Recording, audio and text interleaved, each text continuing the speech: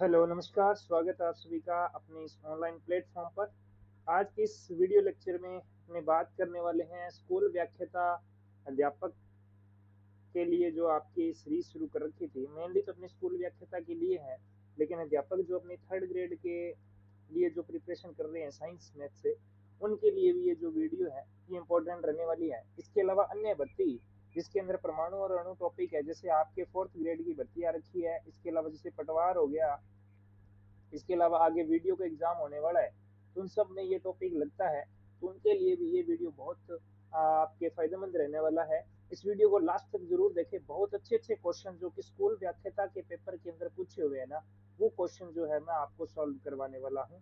और ये जो वीडियो है बेसिकली जो है इसके लिए है, स्कूल व्याख्याता के पर्पज से मैंने बनाई थी। लेकिन मैंने ये सोचा कि ये टॉपिक सभी में लगता है तो सभी के ये काम आ जाएगा, इसलिए ये सभी के लिए इम्पोर्टेंट है। देखो, लिखने को मैं स्कूल व्याख्याता अकेला लिख सकता था, लेकिन ये वीडियो सभी के लिए इम्पोर्टेंट है। टॉपिक रहने वाला है परमाणु और अणु। ये अपने केमिस्ट्री का टॉपिक है और बहुत ही अच्छी तरीके से अपने इसको समझने वाले हैं। सभी क्वेश्चनों के माध्यम से पूरा टॉपिक अपने क्या कर लेंगे जी, क्लियर कर लेंगे। तो ये आपकी स्क्रीन के ऊपर आपका पहला क्वेश्चन आ चुका है। शानदार क्वेश्चन है।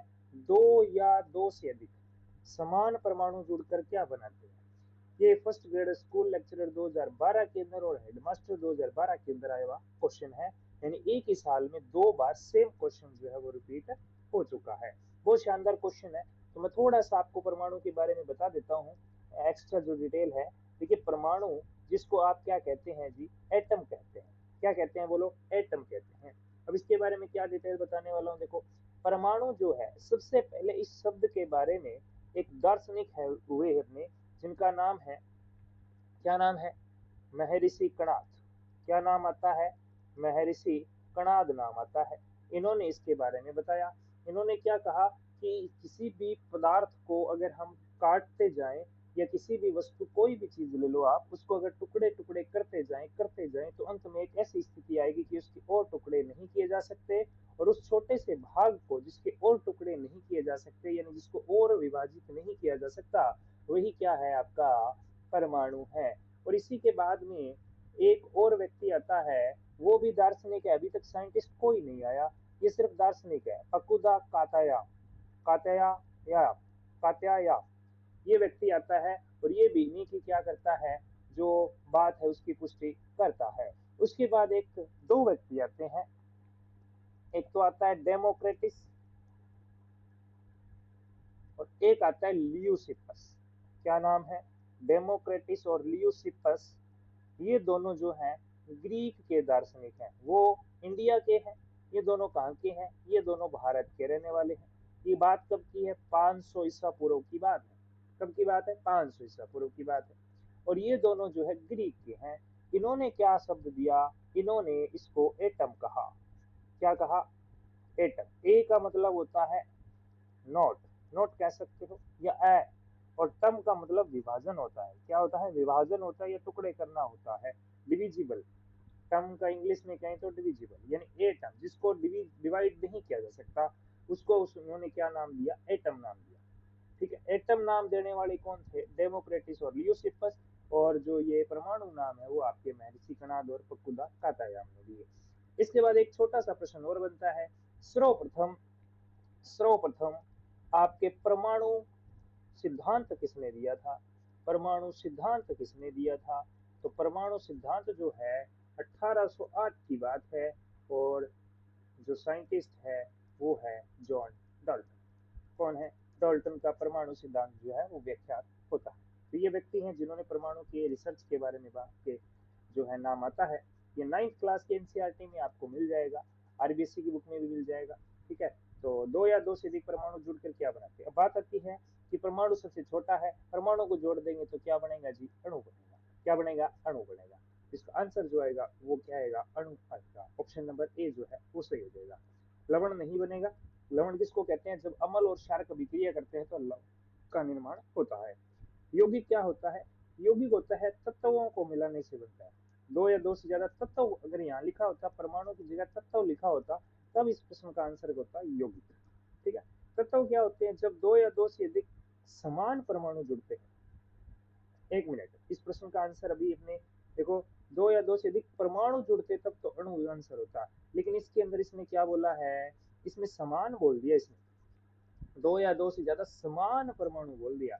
अगर ये समान परमाणु दे देता है, देखो अपने भी यहाँ पे क्या किया, मिस्टेक किया छोटा सा, अगर दो या दो से अधिक परमाणु जुड़ते तब तो अणु बनता, लेकिन इसने समान शब्द दे दिया, यानी समान यानी सेम टाइप के जुड़े, सेम टाइप के जुड़े तब ये बनता है तत्व। तो इस क्वेश्चन का आंसर जो है वो डी होगा, न कि ए होगा। ठीक है, थोड़ी सी मिस्टेक है, इसको देखो वापिस, इसको थोड़ा सा समझ लो कि आपके सबसे छोटा परमाणु, परमाणुओं से मिलके अणु बनता है, क्या बनता है, अणु। जब सीधा बोले ना दो या दो से अधिक परमाणु मिलकर क्या बनाते हैं तो अणु, लेकिन जब समान की बात आ जाए ना, एक जैसे ही आ जाए ना, तब क्या बनता है तत्व, और तत्वों से क्या बनता है, यौगिक बनता है। बाकी अपने टॉपिक करेंगे तब आपको और क्लियर करवा देंगे।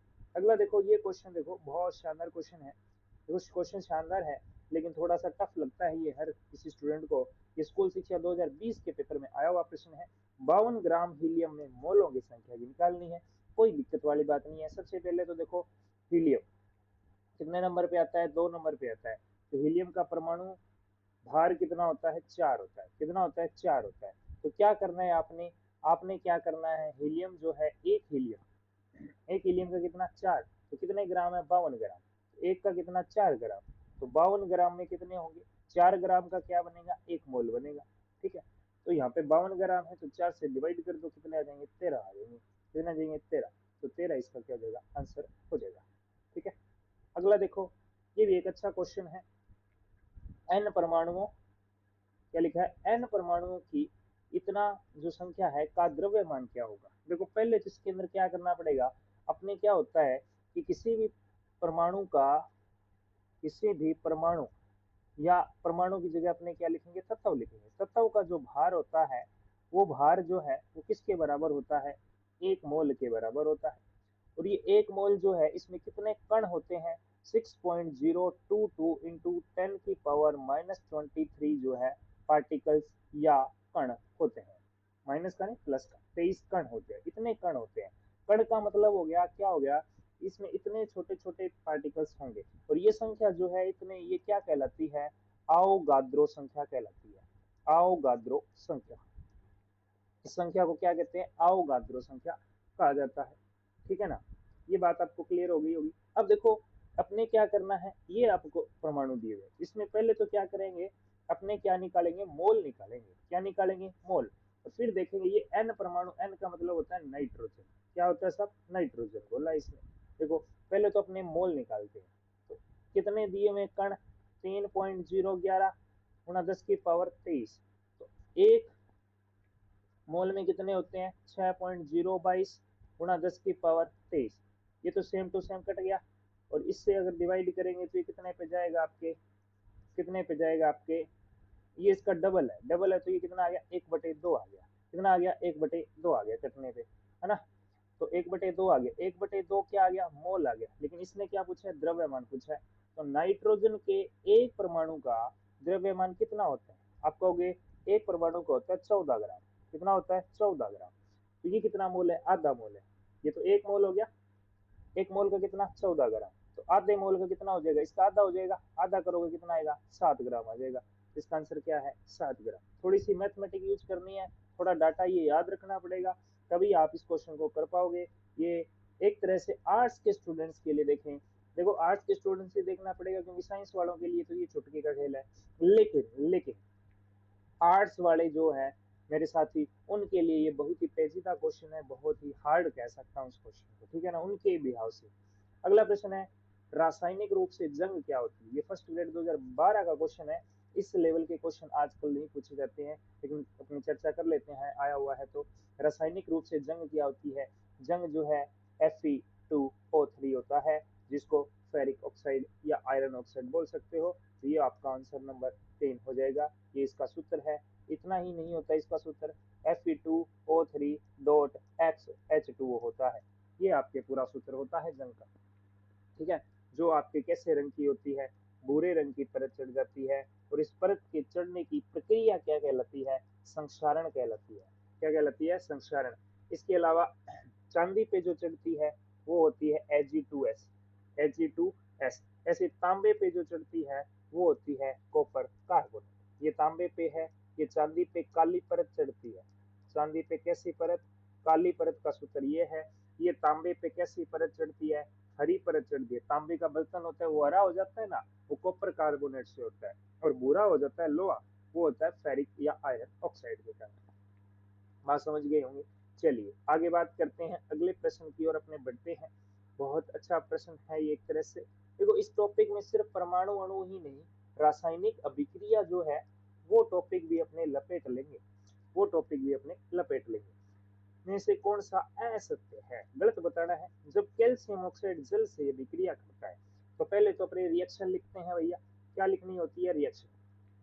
क्या कह रहा है? कैल्शियम ऑक्साइड CaO होता है। ये किससे विक्रिया कर रहा है? जल से कर रहा है। तो ये जुड़ेगा, जुड़ेगा तो ये बनेगा कैल्शियम हाइड्रोक्साइड बनेगा। सभी क्या बनेगा? कैल्शियम हाइड्रोक्साइड बनेगा। ठीक है, ये सीधी डायरेक्ट याद रखनी पड़ेगी अपने को। ठीक है, इसका बेसिकली जो कंसेप्ट है वो आपके साइंस के स्टूडेंट जो है उनको ज्यादा गहराई में जानना होता है। आपको सिर्फ ये देखना है कि इसमें है क्या। देखो एक चीज और बता देता हूँ, इसको ये जो है CaO, ये कैल्शियम है, ये ऑक्सीजन, इसको बोलते हैं कौन सा चूना?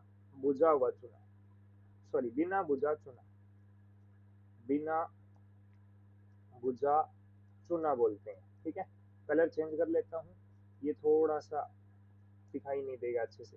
तो ये आपका जल हो गया, और ये जो है ये है कैल्शियम ऑक्साइड है। ये क्या है? Calcium oxide. इसको क्या बोलते हैं? बिना बुझा चूना। जब पानी डाल दिया तो ये जो बन जाएगा, ये बन जाएगा बुझा हुआ चूना। क्या बन जाएगा? बुझा हुआ चूना। तो डायरेक्ट आपसे ये भी पूछा जा सकता है, बिना बुझा चूना जो है उसका सूत्र क्या होता है, और बिना बुझा और बुझा हुआ चूना जो है उसका सूत्र पूछ सकता है, या रासायनिक नाम पूछ सकता है। रासायनिक नाम इसका कैल्शियम ऑक्साइड है और इसका कैल्शियम हाइड्रोक्साइड है। ठीक है, अच्छा यहाँ पे क्या हो रहा है? देखो एक अभिकारक ये रहा, एक अभिकारक ये रहा, दो जुड़ रहे हैं और एक ही बना रहा है। तो जुड़ रहा है, जुड़ना यानी संयोजन, जुड़ना यानी संयोजन। तो ये एक तरह से कौन सी अभिक्रिया है? ये संयोजन अभिक्रिया है। ये क्या है? संयोजन अभिक्रिया है। अगर ऐसा होता A+B से C बन गया, ये तो जुड़ रहा है। अगर ये होता SC से क्या बन रहा होता? A+C, तब ये वियोजन होती, तब ये क्या होती? वियोजन। तो ये स्टेटमेंट क्या कह रहा है? पहला देखो, ये बुझे हुए चूने का निर्माण करता है, तो बिल्कुल बुझे हुए चूने का निर्माण करता है, ये स्टेटमेंट अपने सही है। इसमें अधिक मात्रा में उष्मा उत्पन्न होती है, बिल्कुल इसमें बहुत ज्यादा में उष्मा उत्पन्न होती है, इसलिए संयोजन भी है। और ये उष्मा उष्मा शेपी अभिक्रिया भी है, उष्मा शेपी। जिसमें उष्मा बनती है वो उष्मा शेपी होती है, और जिसमें उष्मा कम होती है ना उष्मा, उसको कहते हैं उष्मा शोषी। अब आप कहोगे थोड़ा समझ नहीं आ रहा भाई, समझ नहीं आ रहा, बिल्कुल आएगा समझ। देखो आप सभी ने घर के अंदर सफेदे की होगी, ये सिंपल भाषा में कहूँ तो कड़ी तो करी हो रही थी, है ना। तो कड़ी जो होती है ना उसको आप घड़े में डालते हो। सिंपल भाषा में कहूँ तो कड़ी जो होती है सफेद सफेद, उसको चूना जिसको बोलते हैं, उसको घड़े में डालते हैं ना। घड़े में डालते हैं तो उसमें क्या डालते हो? घड़े में डाल के पानी डालते हो, तो घड़े में जो डाला ना पाउडर, वही तो कैल्शियम ऑक्साइड है। वही तो क्या है? गट्टे में जो आता है वो कैल्शियम ऑक्साइड है। आपने पानी डाल दिया, फिर ये घोल बनेगा, वो कैल्शियम हाइड्रोक्साइड बनेगा। और जो घोल बनता है, जब पानी डालती है तो उसमें से उष्मा निकलती है, हीट निकलती है, आपने ये ऑब्जर्व किया होगा। तो ये कंसेप्ट आप ऐसे समझ सकते हो। आप भाई ये यहाँ पे सीधा सीधा समझ नहीं आ रहा तो आप थोड़ा सोच लो भाई, हाँ उस दिन हमने गड्ढे में डाली थी, उस दिन उसमें से उष्मा निकली थी। अगर नहीं पता है तो आप कुछ 100 रुपए तो लगेंगे नहीं, उसका 30-40 रुपए या 50 रुपए का वो आ जाता है छोटा सा, 10-1 किलो का, वो ले आना और उसको आप प्रैक्टिकल करके देख लेना। किलो ले आना, 1 किलो बहुत होता है, उससे आप करके देख सकते हो। हाथ मत डालना उसमें, हाथ जल जाएगा। ठीक है, तो इस तरह से उष्मा उत्पन्न होती है। ये एक वियोजन अभिक्रिया, बिल्कुल ये वियोजन अभिक्रिया नहीं है, बिल्कुल ये अभिक्रिया नहीं, क्योंकि ये कौन सी थी? अभी बताया मैंने आपको, अभी बताया ये कौन सी है? संयोजन है, जुड़ रहा है। अगला है संतुलन। संतुलित रासायनिक समीकरण में कैल्शियम ऑक्साइड उत्पाद के गुणांक 1 है। अब देखो इसके आगे संख्या लिखी है क्या? नहीं लिखी, तो कितना होगा? 1। इस जल के आगे भी नहीं लिखी तो कितनी होगी? 1। कैल्शियम हाइड्रोक्साइड के भी नहीं, ये भी क्या है आपका? सही। तो गलत बताना था, गलत कौन सा है? 3 नंबर स्टेटमेंट आपका गलत हो जाएगा। आशा करता हूँ समझ गए होंगे। चलिए अगला प्रश्न आपकी स्क्रीन पे है। ये भी एक अच्छा प्रश्न है, अच्छा प्रश्न मान सकता हूं मैं इसको। ठीक है ना, इसको भी मैं एक अच्छा प्रश्न मानूंगा। ठीक है, इस प्रश्न में क्या बोला है? देखो इस प्रश्न में आपको क्या बोला है, देखिएगा, थोड़ा जूम कर देता हूं। चलिएगा, ये भी आपके फर्स्ट ग्रेड में आया हुआ प्रश्न है। आपके 2022 में आया है। देखो निम्न में से समीकरण को संतुलित करने पर इनके आगे गुणांक में क्या लिखा जाएगा, है ना। तो देखो संतुलित करना है, कोई दिक्कत वाली बात नहीं है। यहाँ पे आयरन है, ये H2O है, ये फेरिक ऑक्साइड बन गया, ये H2O। सबसे पहले उसको संतुलित करना होता है जिसके अंदर ज्यादा डिफरेंस होता है। यहाँ आयरन कितना है, 1 है, और इधर कितना है, 3 है। यहाँ ऑक्सीजन 1 है और इधर ऑक्सीजन कितने हैं, 4 है। कितने हैं, 4 है। तो पहले ऑक्सीजन को कितना बनाना पड़ेगा साहब, 4 बनाना पड़ेगा। 4 बनाने, एक चीज याद रखना, इसके आप पैरों में नहीं लगा सकते ऐसे, ये आपका रूल से क्या हो जाएगा, आउट हो जाएगा। तो इस तरह से आप नहीं लगा सकते, आपको संख्या जो है वो उसके आगे लगानी पड़ेगी। तो आगे लगानी पड़ेगी, तो मैं इसके आगे कितना लगा दूं जी, 4 लगा दिया। 4 लगा दिया तो देखो समीकरण क्या बना, ये एफ अभी भी क्या है, 1 है, इधर कितने हैं, 3। तो इसके आगे मैं क्या लगा दूं जी, 3 लगा दूं।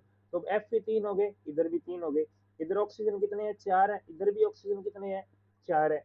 अब ये हाइड्रोजन कितने हैं, आप 4 आगे लगे हुए, जो पेड़ में लगे वो आगे लगे ना, इन दोनों का मल्टीप्लाई करना होता है। 4 दुबे 8 है, ऑक्सीजन तो पूरे हो गए, लेकिन हाइड्रोजन कितने हो गए, 8 हो गए। लेकिन इधर कितने हैं, 2 ही है। तो इसके आगे भी क्या लगा दूं मैं, 4 लगा दूं। तो ये भी 4 दुबे क्या हो जाएगा, 8। तो इस तरह से ये समीकरण जो बनेगी वो बनेगी 3Fe प्लस 4H2O, और इससे क्या बन जाएगा, Fe3O4 प्लस 4H2। यहाँ देखोगे ना आप, ध्यान से देखो, ध्यान से देखोगे तो 3 आयरन है, इधर भी 3 है, इधर ऑक्सीजन 4 है, इधर भी 4 है, इधर 8 हाइड्रोजन है, इधर भी 8 हाइड्रोजन है। तो संख्या क्या आई, 3 है, फिर 4 है, फिर आपके पास में 1, फिर आपके पास में 4। 1 क्यों लिखा, क्योंकि इसके आगे कोई भी संख्या नहीं है, जहाँ पे कुछ नहीं है वहां पे क्या होता है, एक, सबका मालिक एक होता है। 34 14, 34 14 यानी 2 नंबर ऑप्शन जो है, यानी बी ऑप्शन जो है वो आपका करेक्ट हो जाएगा। इस तरह से आप संतुलित कर सकते हो। बाकी ट्रिक लगाने को बहुत सारी ट्रिक होती है, आपको कोई ज्यादा पजल होने की जरूरत नहीं है। आपको एक क्वेश्चन सही करना है, और वो भी कोई जरूरी नहीं है कि ये प्रश्न आए या नहीं आए, तो आपको ज्यादा घबराना नहीं है। अगला देखो, ये है लेड, और ये कॉपर क्लोराइड से विक्रिया कर रही है, और लेड क्लोराइड और कॉपर बना रही है। ठीक है जी, कॉपर बना रही है। तो यहाँ से देखो ये क्या है, कौन सी विक्रिया है ये बताना है। तो यहाँ पे क्या हो रहा है, ये जो पीबी है, ये को क्लोरीन जो है, क्लोरीन इसके साथ जुड़ रहा है और कॉपर को भगा रहा है। तो यहाँ से किसी ना किसी को क्या कर दिया, विस्थापित कर दिया। क्या कर दिया जी, विस्थापित कर दिया, यानी उसको लात मार के भगा दिया। तो ये कौन सी विक्रिया हो गई, विस्थापन विक्रिया हो गई। यानी कि एक यौगिक जो है वो दूसरे को क्या कर रहा है, विस्थापित कर रहा है। यानी एक तत्व किसी दूसरे यौगिक से उसके तत्व को क्या कर रहा है, विस्थापित कर रहा है। इसलिए इसको कौन सी विक्रिया कहेंगे, विस्थापन अभिक्रिया कहेंगे जी। ओके, आगे देखो, संयोजन बता ही दिया था, वियोजन भी बता दिया था आपको। और द्वितीय विस्थापन में क्या होगा, यहाँ पे भी 2 होंगे और यहाँ पे भी 2 होंगे, वो आपस में अपने आयनों को क्या करेंगे, आदान प्रदान करेंगे। उस वाला उसके साथ, उस वाला उसके साथ चला जाएगा। ठीक है जी, आगे देखोगे, आगे क्या देखोगे, अगला प्रश्न जो अच्छा प्रश्न है, देखो निकल उत्प्रेरक की उपस्थिति में, पहले तो ये यही क्लियर कर लेते हैं, उत्प्रेरक क्या होता है। उत्प्रेरक, आपने एक मुहावरा सुना होगा, आग में घी डालना, यानी कि आग को और बढ़ाना। और इसके लिए आपने वाक्य प्रयोग किया होगा कि 2 व्यक्तियों के लड़ने पर तीसरा व्यक्ति उनको कुछ कहकर उनकी लड़ाई जो है, जो बातों से निपट जानी चाहिए थी, उसमें लठ बजवा दे। बात समझ रहे हो ना, यानी उनकी जो लड़ाई है उसको और तेज कर दे, उग्र कर दे। उसी को क्या बोलते हैं, उत्प्रेरक बोलते हैं।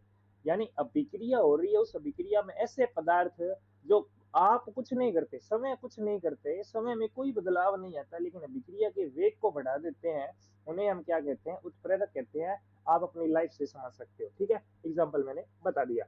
अब देखो ये कौन सी है, प्रतिस्थापन है, संकलन है, ऑक्सीकरण है, विलोपन है। तो ये सिंपल सी जो है, वनस्पति तेल जो होते हैं उनको हाइड्रोजनीकरण द्वारा क्या किया जाता है, उनको वनस्पति तेल बनाया जाता है। निकल उत्प्रेरक की उपस्थिति में वनस्पति तेल बनाया जाता है या घी बनाया जाता है, यानी डालडा जो सिस्टम है वो बनाया जाता है। तो ये जो है ये संकलन अभिक्रिया, संकलन का मतलब होता है संयुग्मन, संयुग्मन का मतलब होता है संयोजन। ठीक है, तो ये कोई भी नाम आपके आ सकता है। तो ये चीज आप याद रखें, 2022 वाले पेपर में आया हुआ है, और ये कक्षा 10 की जो किताब है उसके अंदर से डायरेक्ट उठाया हुआ है। ये प्रश्न जो है अच्छा प्रश्न है, थोड़ा सा मैं ऊपर कर रहा हूँ। मैं पढ़ के सुना दूंगा आपको अगर दिखाई नहीं दे रहा है तो। क्या होता है जब एक लोहे की कील को कॉपर सल्फेट के विलय 20 मिनट तक डुबोया जाता है। 2014 में आया वापस में। अगर लोहे की कील जो होती है उसको कॉपर सल्फेट CuSO4 होता है, ठीक है।